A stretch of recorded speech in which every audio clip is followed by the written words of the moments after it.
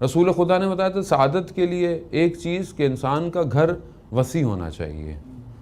वसी से मुराद के एक मुनासिब घर अगर इंसान अफोर्ड कर सकता है तो उसका घर, एक अच्छा घर उसको सादत पे लेके जा सकता है। अब वसी घर कैसा हो?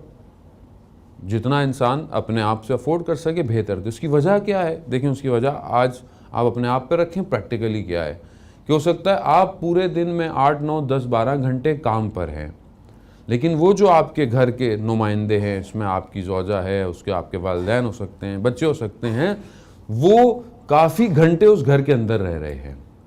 आप शायद बाहर जाते हैं, आप अपने सारे काम कर लेते हैं, आप चीज़ों को, मुख्तलिफ़ चीज़ों को देखकर शायद अपनी निगाहों को, अपने वजूद को शायद बाकी चीज़ों से, लेकिन वो हर वक्त घर के अंदर है। अब उसको वो घर वैसा हो कि जिसमें ज़्यादा रहना है उसको बेहतर से बेहतर दिया जाए।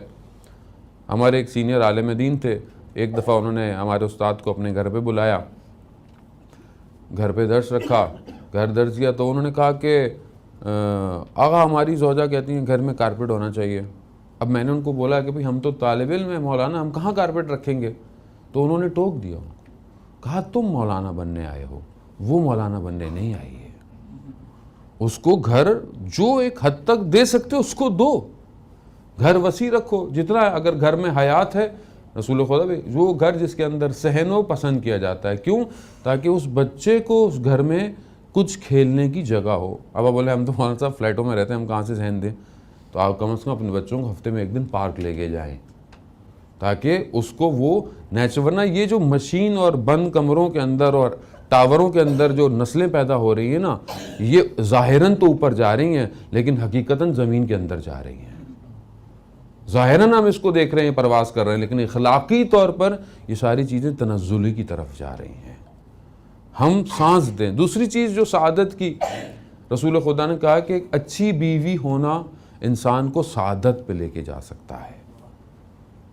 एक अच्छी बीवी, अब आप बोलेंगे अब बीवी अच्छी, तो दूसरी चीज़ आपके ऊपर भी वाइस वर्सा आती है कि शौहर का भी अच्छा होना ज़रूरी है। आप बोले बीवी तो अच्छी है, लेकिन अब वो बीवी से पूछें आप कितने अच्छे हैं तो वो पता चल जाएगा। आज मैं दर्स दे रहा था एक जगह पर, ख़वातीन ने बोला अभी यहाँ पे आप मजालिस मर्दाना है, बहरहाल सुन रही हैं वो लाइव, लेकिन उनका दर्स था, क्वेश्चन आंसर का सेशन था, तो उन्होंने बहुत सारे इश्कालात और सवालात जो होते हैं किए हैं। उन्होंने कहा कि आप ज़रा हमारे सब आते हैं मजलिस के अंदर, थोड़ा उनको भी समझाएं कि अपनी तरफ से भी अपनी चीज़ों को भी बेहतर करें। जाने मोहतरम, घर तभी चलता है कि जब गाड़ी जब सही बैलेंस चलती है, जब उसके सारे पहिए बैलेंस हों। एक की भी बैलेंसिंग आउट है तो गाड़ी एक तरफ झुक जाएगी और हल्के हल्के उसकी जो रोडें हैं वो ख़त्म हो जाएंगी और गाड़ी तबाह हो जाएगी।